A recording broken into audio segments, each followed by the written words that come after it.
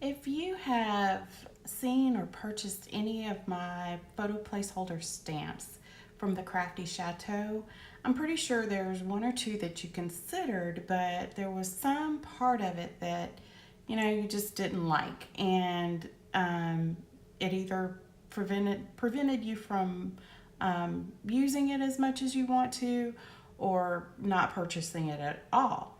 So I have to admit, there's one stamp in particular that I have, that I actually came up with, like all the rest of them, that I don't really use as much as I should, because there's a part of it that I came up with it, but I didn't really like it after I got it. So, plenty of other people that have purchased it, they love it, and I'm very grateful. But I just don't like this one little part of it. So, I have a solution for those stamps that just have that one little part that you don't like, and it's a technique called masking.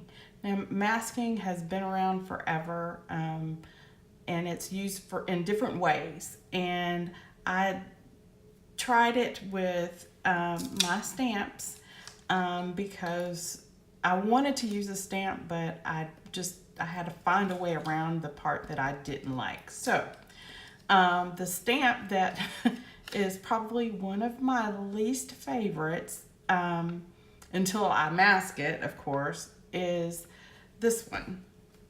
And let's see if you can see it.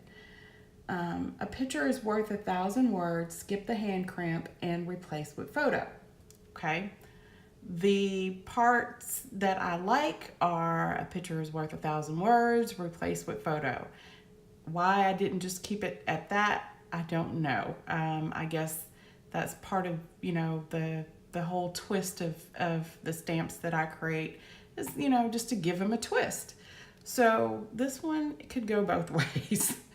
So anyway, I'm going to show you how I use the masking technique to get what I want out of the stamp. So let me just tell you what you need.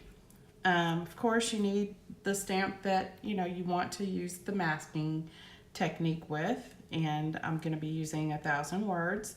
You need a sticky note, and I have a whole pad of them, but you just need one.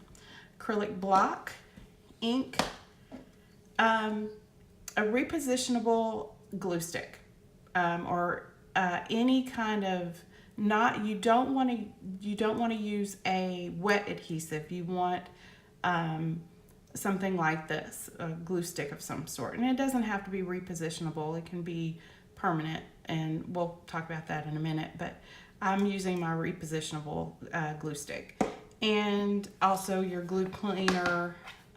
Glue cleaner. Your stamp cleaner. I have this from Stampin' Up. I've had it for years.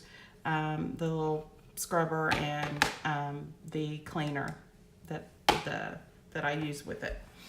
And I don't know if I said this, but your scissors, some precision scissors. So let's get started with this. First, just get one sticky note. And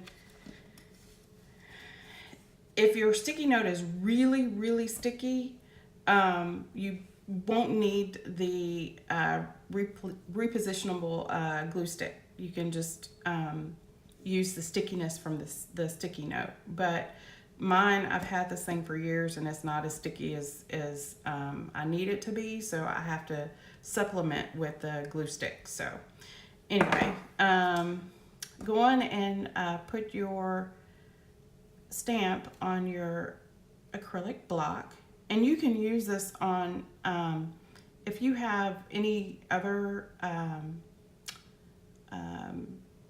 stamps, and they could be the red rubber ones, not the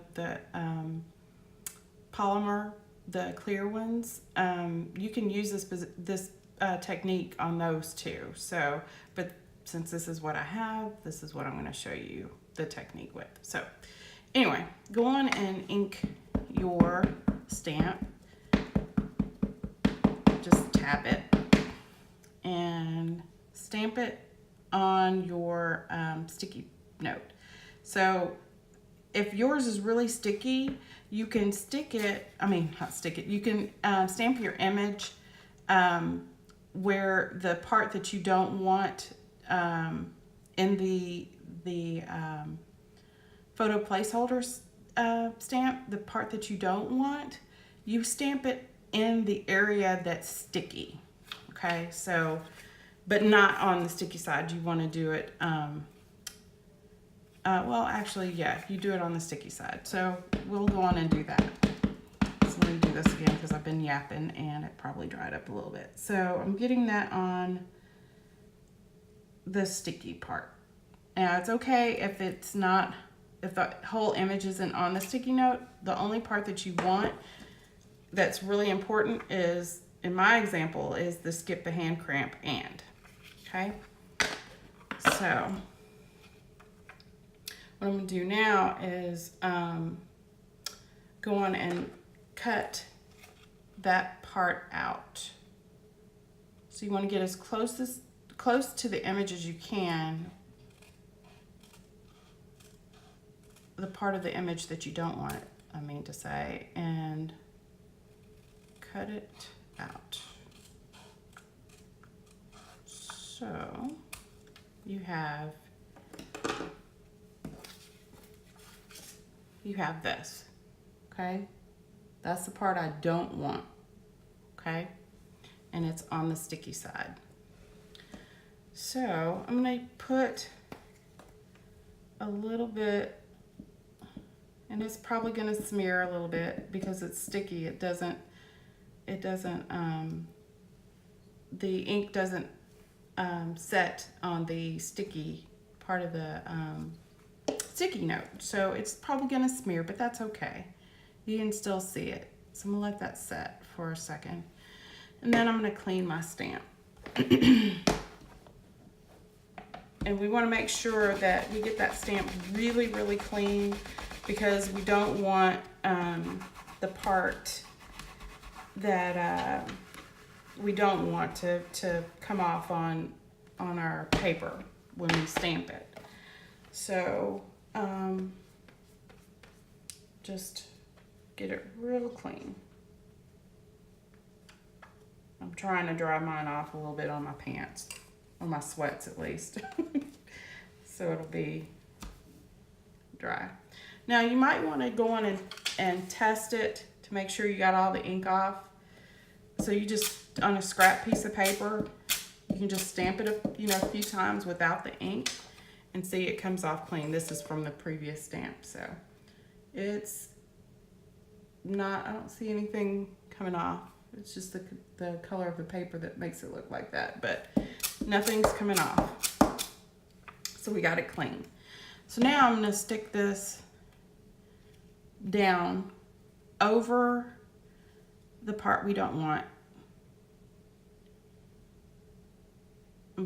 So we're basically omitting that part. So I'm gonna get it down on there really good. Make sure you cover all parts of it. I might have to move it around a little bit, but like, with the P, it has the tail on it and it dips down. You want to make sure you want to get that. And I think you have two P's in skip and cramp. So get those covered. And make sure it's kind of sticky, but that's what it's gonna look like. I don't know if you can really make it out, but it's omitting that part, okay? So it's not going anywhere. So now you want to ink your stamp again. Try not to saturate the paper too much because it will go through the paper, and if it goes through the paper, then it goes through onto the stamp, and that's what you're trying to avoid. So if you need to get your, you know, stamp real juicy, but not too juicy, do it. But you don't want to spend too much time in the ink or have that paper in the ink too long, or it'll seep through. Now, if it happens to seep through, okay, so here's what it looks like stamped, and I'm going to take that off, okay? Notice it didn't come through, so you're probably pretty safe, okay? But this is pretty saturated. So go on and whatever you're going to stamp on, go on and get that, and go on and stamp on your paper. Get it down real good. Don't rock, don't twist, just straight down. Now, I didn't ink it as well as I want to, but you can still see it. And it omitted the part that I didn't want. Okay? So that is my technique for masking. Now, I have a new stamp that I just released called Pop Fizz Clink. And this is for the new year. Okay, so you have pictures of New Year's Eve or New Year's Day. This is the stamp you'll want. Now, I'm pretty sure you're probably thinking, why would I buy a stamp that I'm going to only use for New Year's or New Year's Eve or New Year's Day? Well, you don't have to. You can use the masking technique to mask out Happy New Year. And this can be used anytime you pop a cork. You have a picture, you know, a graduation picture, wedding, birthday, whenever you open a bottle of champagne or sparkling cider, it doesn't matter. Or a can of Coke, it doesn't matter. You can use this stamp. If you can pop the top, it fizzes, and you can toast, you know, with a champagne glass or any kind of glass, you can use this stamp. So anyway, I hope this helps you with knowing how to use your stamps in multiple ways, and using the masking technique. And go on and like this video if you found it useful. Go on and check out my site and my shop and take a look at all my new stamps that I have out there, and the old ones too, at thecraftychateau.com. And I will see you next time.